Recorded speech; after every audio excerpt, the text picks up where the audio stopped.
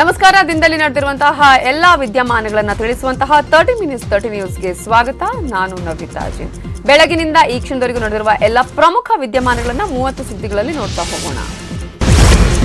ರಾಜ್ಯ ಪ್ರವಾಸದಲ್ಲಿರೋ ಕಾಂಗ್ರೆಸ್ ನಾಯಕ ರಾಹುಲ್ ಗಾಂಧಿ ಕೆಲವೇ ಕ್ಷಣಗಳಲ್ಲಿ ಅಪ್ಪು ನಿವಾಸಕ್ಕೆ ಭೇಟಿ ನೀಡಲಿದ್ದಾರೆ. ಈ ಹಿನ್ನೆಲೆಯಲ್ಲಿ ಸದಾಶಿವನಗರದ ಪುನೀತ್ ರಾಜ್ಕುಮಾರ್ ನಿವಾಸದ ಬಳಿ ಪೊಲೀಸ್ ಭದ್ರತೆಯನ್ನ ಹೆಚ್ಚಿಸಲಾಗಿದೆ. ರಾತ್ರಿ 8:30 ಹೊತ್ತಿಗೆ ಪುನೀತ್ ನಿವಾಸಕ್ಕೆ ರಾಹುಲ್ ಗಾಂಧಿ ಬರಲಿದ್ದಾರೆ. ಪಾರ್ವತಮ್ಮ ರಾಜ್ಕುಮಾರ್ ನಿಧನರಾದಾಗಲೂ ದೊಡ್ಡಮನೆಗೆ ಭೇಟಿಯನ್ನ ಕೊಟ್ಟಿದ್ರು ರಾಹುಲ್ ಗಾಂಧಿ.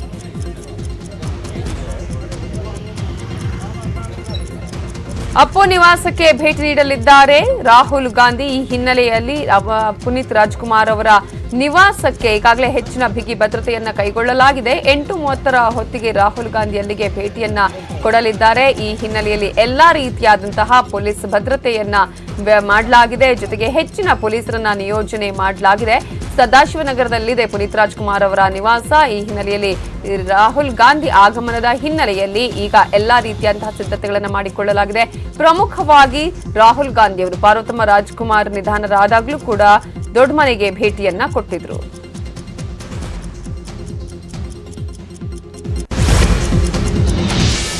ತುಮಕೂರಿನ ಸಿದ್ದಗಂಗಾ ಮಠಕ್ಕೆ ಕಾಂಗ್ರೆಸ್ ನಾಯಕ ರಾಹುಲ್ ಗಾಂಧಿ ಭೇಟಿಯನ್ನ ಕೊಟ್ಟಿದ್ದಾರೆ. ರಾಹುಲ್ ಗಾಂಧಿಗೆ ಕೆಪಿಸಿಸಿ ಅಧ್ಯಕ್ಷ ಡಿಕೆ ಶಿವಕುಮಾರ್ ಸೇರಿದಂತೆ ಹಲವು ಕಾಂಗ್ರೆಸ್ ನಾಯಕರು ಸಾಥ್ ಕೊಟ್ಟಿದ್ದಾರೆ. ಸಿದ್ದಗಂಗಾ ಶ್ರೀ ಶಿವಕುಮಾರ ಸ್ವಾಮೀಜಿಯವರ ಗದ್ದುಗೆಯ ದರ್ಶನ ಪಡೆದ ರಾಹುಲ್ ಗಾಂಧಿ ಧ್ಯಾನ ಮಂದಿರದಲ್ಲಿ 20 ನಿಮಿಷಗಳ ಕಾಲ ಧ್ಯಾನ ಮಾಡಿದರು. ಆ ಬಳಿಕ ಸಿದ್ದಲಿಂಗ ಶ್ರೀಗಳನ್ನ ಭೇಟಿ ಮಾಡಿ ಚರ್ಚೆಯನ್ನ ಮಾಡಿದ್ದಾರೆ. ಸಿದ್ದಗಂಗಾ ಮಠದಲ್ಲಿ ಕಾಂಗ್ರೆಸ್ನ ವೇದಿಕೆಯ ಕಾರ್ಯಕ್ರಮ ಇತ್ತು. ವೇದಿಕೆ ಮೇಲೆ ತುಮಕೂರಿನವರೇ ಆದ ಡಾಕ್ಟರ್ ಜಿ ಪರಮೇಶ್ವರ್ ಅವರಿಗೆ ಮುಜುಗರ ಆಯಿತು. ರಾಹುಲ್ ಗಾಂಧಿ ಭಾಷಣವನ್ನ ಕನ್ನಡಕ್ಕೆ ತರ್ಜುಮೆ ಮಾಡಲು ಪರಮೇಶ್ವರ್ ಮುಂದಾದ್ರು. ಮೈಕ್ ಮುಂದೆ ಬಂದು ನಿಂತರು. ಆದರೆ ರಾಹುಲ್ ಗಾಂಧಿ ಅದಕ್ಕೆ ಆಕ್ಷೇಪ ಎತ್ತಿದ್ರು. ಬಳಿಕ ವೇದಿಕೆ ಮೇಲಿದ್ದ ಎಲ್ಲರೂ ಮನವೊಲಿಸಲು ಪ್ರಯತ್ನ ಪಟ್ಟರು. ಆದರೂ ರಾಹುಲ್ ಗಾಂಧಿ ಪರಮೇಶ್ವರ್ ಅವರನ್ನ ಪಕ್ಕಕ್ಕೆ ಕಳುಹಿಸಿದ್ರು. ಬಳಿಕ ಬಿಕೆ ಹರಿಪ್ರಸಾದ್ ಮೈಕ್ ಮುಂದೆ ನಿಂತು ರಾಹುಲ್ ಭಾಷಣವನ್ನ ತರ್ಜುಮೆ ಮಾಡಿದ್ರು. ರಾಜ್ಯಕ್ಕೆ ಕೇಂದ್ರ ಗೃಹ ಸಚಿವ ಅಮಿತ್ ಶಾ ಆಗಮನ ಹಿನ್ನೆಲೆಯಲ್ಲಿ ಈಗಾಗಲೇ ರಾಜ್ಯ ಬಿಜೆಪಿ ಉಸ್ತುವಾರಿ ಅರುಣ್ ಸಿಂಗ್ ಕೆಕೆ ಗೆಸ್ಟ್ ಹೌಸ್ಗೆ ಆಗಮಿಸಿದ್ದಾರೆ. ಈ ವೇಳೆ ಮಾತನಾಡಿರುವ ಅರುಣ್ ಸಿಂಗ್ ಬಿಜೆಪಿ 4 ರಾಜ್ಯಗಳ ಜಯಬೇರಿ ಬಗ್ಗೆ ಸಂತಸವನ್ನ ವ್ಯಕ್ತಪಡಿಸಿದ್ದಾರೆ. 4 ರಾಜ್ಯಗಳಲ್ಲಿ ಬಿಜೆಪಿಗೆ ಪ್ರಚಂಡ ಜಯ ಸಿಕ್ಕಿದೆ. ಇದೊಂದು ಐತಿಹಾಸಿಕ ಗೆಲುವು. ಕರ್ನಾಟಕದ ಕಾರ್ಯಕರ್ತರಿಗೆ ಈ ಗೆಲುವು ಹುಮ್ಮಸ್ಸು ಮೂಡಿಸಿದೆ. ಅವಧಿ ಪೂರ್ವ ಚುನಾವಣೆ ನಡೆಯುವುದಿಲ್ಲ. ಬೊಮ್ಮಾಯಿ ತಮ್ಮ ಆಡಳಿತ ವೈಖರಿಯಿಂದ ಹೆಸರು ಮಾಡಿದ್ದಾರೆ. ಈ ಆಧಾರದಲ್ಲಿ ಚುನಾವಣೆಯನ್ನ ಎದುರಿಸುತ್ತೇವೆ, ಗೆಲ್ತೇವೆ. ಈ ಬಾರಿ ಕರ್ನಾಟಕದಲ್ಲೂ ಕಾಂಗ್ರೆಸ್ಗೆ ಸೋಲು ಕಟ್ಟಿಟ್ಟ ಬುತ್ತಿ. ಸೋಲಾಗತ್ತೆ ಅಂತ ಗೊತ್ತಿದ್ರು ರಾಹುಲ್ ಗಾಂಧಿ ಇಲ್ಲಿಗೆ ಬರೋ ಧೈರ್ಯ ತೋರಿಸಿರೋದು ಮೆಚ್ಚಬೇಕಾದದ್ದೇ ಅಂತ ಟಾಂಗ್ ಕೊಟ್ಟಿದ್ದಾರೆ. ಕೇಂದ್ರ ಗೃಹ ಸಚಿವ ಅಮಿತ್ ಶಾ ರಾಜ್ಯ ಪ್ರವಾಸ ಹಿನ್ನೆಲೆ ರಾಜ್ಯಕ್ಕೆ ಆಗಮನಕ್ಕೂ ಮುನ್ನವೇ ಶಾಸಕ ಅರವಿಂದ್ ಬೆಲ್ಲದ್ ಭೇಟಿ ಮಾಡಿದ್ದಾರೆ.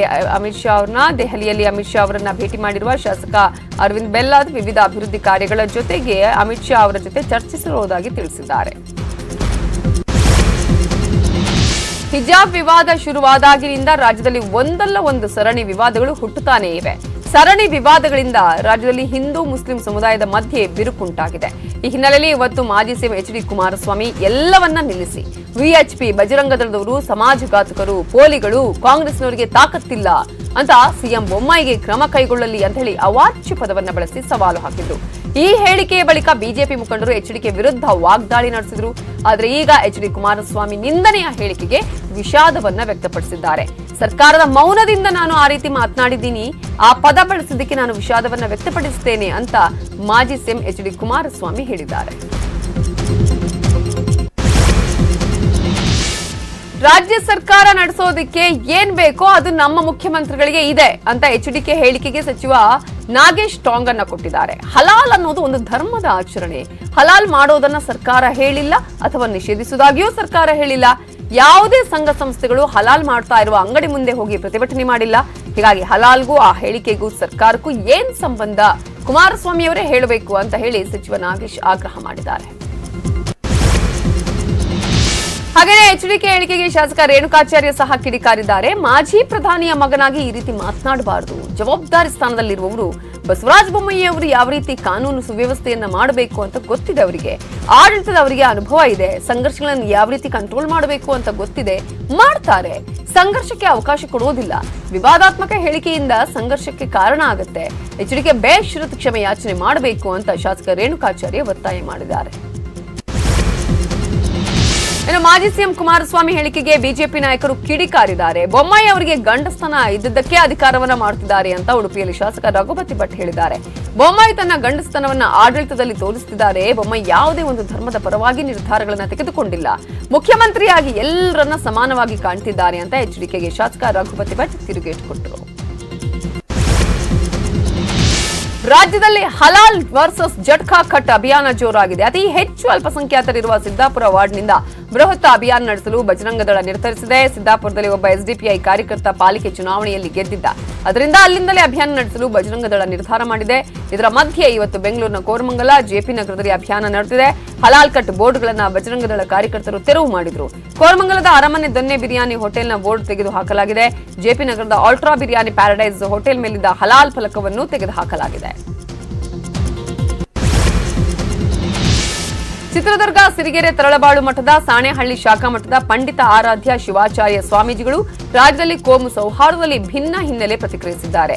ಹಿಂದೂ ಮುಸ್ಲಿಮರಿಗೆ ಸಾಮರಸ್ಯ ಬೆಸೆಯೋದಕ್ಕೆ ಶಾಂತಿ, ಸಮಾಧಾನ, ಸಾಮರಸ್ಯ ಮೂಡಿಸುವುದು ಮಠಾಧೀಶರು ಆಶಿಸುತ್ತಾರೆ. ಹಿಂದೂ ಮುಸ್ಲಿಮರ ಗೊಂದಲಕ್ಕೆ ರಾಜಕೀಯ ಸಂದರ್ಭಗಳು ಕಾರಣ. ದುರ್ಭಾವನೆ ಬೆಳೆಸಿ ಸಾಮರಸ್ಯ ಕದಡೋದನ್ನ ಹಿಂದಿನಿಂದಲೂ ನೋಡ್ತಾನೆ ಇದ್ದೇವೆ. ಭಾರತದಲ್ಲಿ ಕೇವಲ ಒಂದು ವರ್ಗದ ಜನರಿಲ್ಲ, ಹಲವಾರು ವರ್ಗದ ಜನರಿದ್ದಾರೆ. ಅವರ ನಡುವೆ ಸಾಮರಸ್ಯ ಮೂಡಬೇಕಾಗಿದೆ ಅಂತ ಹೇಳಿದರು. ಹಾಸನ ಜಿಲ್ಲೆಯ ಬೇಲೂರು ಶ್ರೀ ಚೆನ್ನಕೇಶವ ದೇವಾಲಯದ ಆವರಣದಲ್ಲಿ ಅನ್ಯ ಧರ್ಮೀಯರಿಗೆ ವ್ಯಾಪಾರಕ್ಕೆ ಅವಕಾಶ ಕೊಡದಂತೆ ವಿಶ್ವ ಹಿಂದೂ ಪರಿಷತ್ ಕಾರ್ಯಕರ್ತರಿಂದ ಮನವಿ ಮಾಡಿದಂತಹ ಹಿನ್ನೆಲೆ ಶ್ರೀ ಚೆನ್ನಕೇಶವ ದೇವಾಲಯದ ಮುಂಭಾಗ ಇರುವ ಮುಸ್ಲಿಂ ವ್ಯಾಪಾರಿಗೆ ನೋಟಿಸ್ ನೀಡಲಾಗಿದೆ.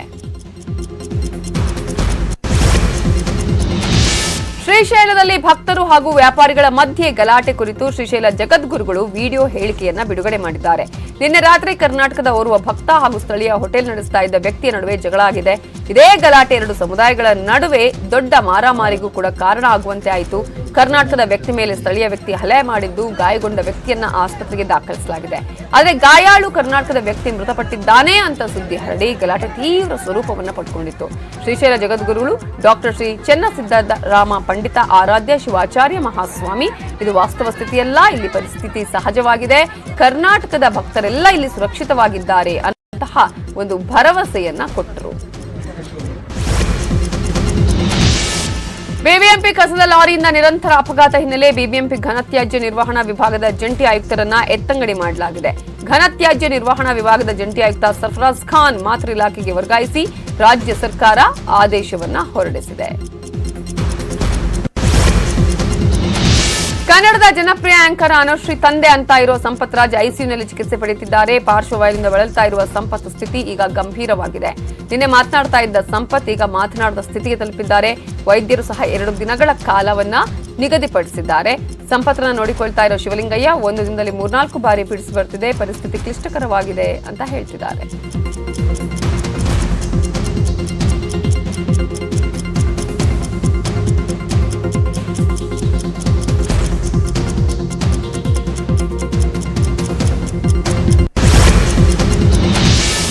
ವಿಧಾನ ಪರಿಷತ್ ಸದಸ್ಯ ಸ್ಥಾನಕ್ಕೆ ಸಿಎಂ ಇಬ್ರಾಹಿಂ ಅಧಿಕೃತವಾಗಿ ರಾಜೀನಾಮೆಯನ್ನ ಸಲ್ಲಿಸಿದ್ದಾರೆ. ವಿಧಾನ ಪರಿಷತ್ ಸಭಾಪತಿ ಬಸವರಾಜ ಹೊರಟ್ಟಿ ಅವರನ್ನ ಭೇಟಿ ಮಾಡಿ ರಾಜೀನಾಮೆ ಸಲ್ಲಿಸಿದ್ದಾರೆ.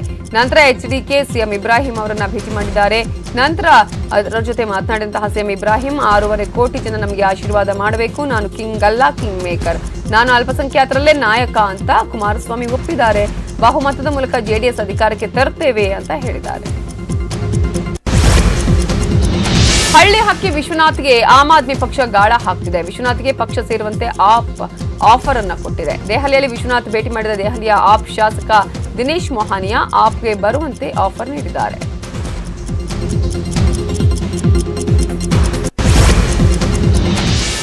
ಮೇಕೆದಾಟು ಯೋಜನೆಗೆ ಮತ್ತೆ ತಮಿಳುನಾಡು ತಕರಾರು ಎತ್ತಿದೆ. ಪ್ರಧಾನಿ ಮೋದಿಗೆ ತಮಿಳುನಾಡು ಸಿಎಂ ಸ್ಟಾಲಿನ್ ಮೇಕೆದಾಟು ಯೋಜನೆಗೆ ಅನುಮತಿಯನ್ನು ಕೊಡದಂತೆ ಮನವಿ ಮಾಡಿದ್ದಾರೆ. ಮೇಕೆದಾಟು ಯೋಜನೆಗೆ ಸ್ಟಾಲಿನ್ ವಿರೋಧ ವಿಚಾರವಾಗಿ ಪ್ರತಿಕ್ರಿಯಿಸಿದ ತಮಿಳುನಾಡು ಬಿಜೆಪಿ ಉಸ್ತುವಾರಿ ಸಿಟಿ ರವಿ, ಮೊದಲ ಹಂತದಲ್ಲಿ 2 ರಾಜ್ಯಗಳು ಮಾತಾಡಲಿ, ಮಧ್ಯಸ್ಥಿಕೆ ವಹಿಸುವ ವಿಚಾರ ಬಂದ್ರೆ ಮಾಧ್ಯಮದವರೇ ಮಧ್ಯಸ್ಥಿಕೆ ವಹಿಸಲಿ, ಯುದ್ಧ ಮಾಡುವ 2 ದೇಶಗಳೇ ಚರ್ಚೆ ಮಾಡ್ತವೆ, ರಾಜ್ಯದ ಹಿತಾಸಕ್ತಿ ಬಂದಾಗ ಎಲ್ಲ ಪಕ್ಷದವರು ಒಂದಾಗ್ತೀವಿ, ಪಕ್ಷ ಬಂದಾಗ ಮಾತ್ರ ನಾವು ರಾಜಕಾರಣ ಮಾಡ್ತೀವಿ ಅಷ್ಟೇ, ಯೋಜನೆ ಶೀಘ್ರವೇ ಅನುಷ್ಠಾನಕ್ಕೆ ಸರ್ಕಾರ ಬದ್ಧವಿದೆ ಅಂತ ಹೇಳಿದರು.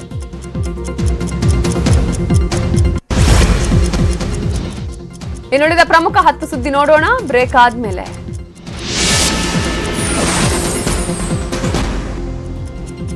ಬ್ರೇಕ್ ಆದ್ಮೇಲೆ 30 ಮಿನಿಟ್ಸ್ ನ್ಯೂಸ್ಗೆ ಮತ್ತೆ ಸ್ವಾಗತ. ಉಳಿದ ಪ್ರಮುಖ ಸುದ್ದಿಯನ್ನ ನೋಡೋಣ. ಸ್ಯಾಂಡಲ್ವುಡ್ನ ಕ್ರೇಜಿ ಕ್ವೀನ್ ರಕ್ಷಿತಾ ಪ್ರೇಮ್ ಹುಟ್ಟುಹಬ್ಬದ ಸಂಭ್ರಮದಲ್ಲಿದ್ದಾರೆ. 38ನೇ ವಸಂತಕ್ಕೆ ಕಾಲಿಟ್ಟಿರುವ ರಕ್ಷಿತಾ ಹುಟ್ಟುಹಬ್ಬವನ್ನ ಪ್ರೇಮ್ ಬಳಗ ಸ್ಪೆಷಲ್ ಆಗಿ ಸೆಲೆಬ್ರೇಟ್ ಮಾಡಿದೆ.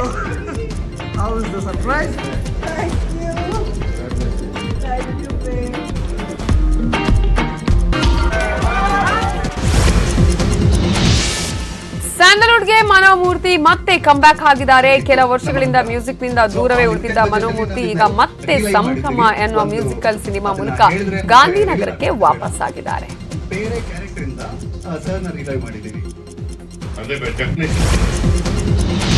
ಕೆಜಿಎಫ್ 2 ಟ್ರೈಲರ್ ಲಾಂಚ್ ಆದ್ಮೇಲೆ ರಾಖಿ ಬಾಯ್ ಹವಾ ಮತ್ತಷ್ಟು ಜಾಸ್ತಿ ಆಗ್ತಿದೆ. ಕೆಜಿಎಫ್ 2 ರಿಲೀಸ್ಗೆ ಇನ್ನು 14 ದಿನಗಳಿರುವಾಗಲೇ ಕೆಜಿಎಫ್ ಕ್ರೇಜ್ ಜೋರಾಗಿದೆ. ಚಿತ್ರಮಂದಿರಗಳ ಮುಂದೆ ರಾಖಿ ಬಾಯ್ ಕಟೌಟ್ಗಳು ರಾರಾಜಿಸ್ತಾ ಇವೆ.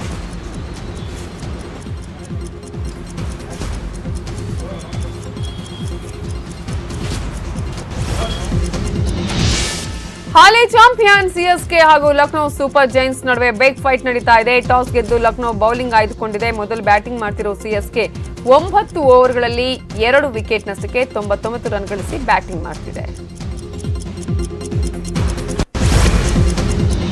ಪ್ರಚಲಿತ ವಿದ್ಯಮಾನಗಳ ಬಗ್ಗೆ ಜನರ ಅಭಿಪ್ರಾಯ ಸಂಗ್ರಹಿಸುವ ಕೆಲಸವನ್ನ ಮಾಡ್ತಾ ಇದೆ ನಿಮ್ಮ ನ್ಯೂಸ್ 18 ಕನ್ನಡ. ಅಂತೆಯೇ ಇವತ್ತು ಕೂಡ ಪ್ರಶ್ನೆಯನ್ನ ಮಾಡಲಾಗಿತ್ತು. ಧರ್ಮ ಕಂದಕದಿಂದ ಐಟಿ ಬಿಟಿ ಉದ್ಯಮಕ್ಕೆ ಹಿನ್ನಡೆ ಆಗತ್ತಾ ಅನ್ನುವಂತಹ ಪ್ರಶ್ನೆಯನ್ನ ಕೇಳಲಾಗಿತ್ತು. ಅದಕ್ಕೆ ನಿಮ್ಮ ಉತ್ತರ ಈ ರೀತಿಯಾಗಿದೆ. ಹೌದು ಅಂತ ಹೇಳಿದವರು 64% ಜನ, ಇಲ್ಲ ಅಂತ ಹೇಳಿದವರು 36% ಜನ. ಸೊ ನೀವು ಕೂಡ news 18 Kannada YouTube page, Facebook page, Twitter ಅಲ್ಲಿ ನಿಮ್ಮ ಅಭಿಪ್ರಾಯವನ್ನ ತಿಳಿಸಬಹುದು.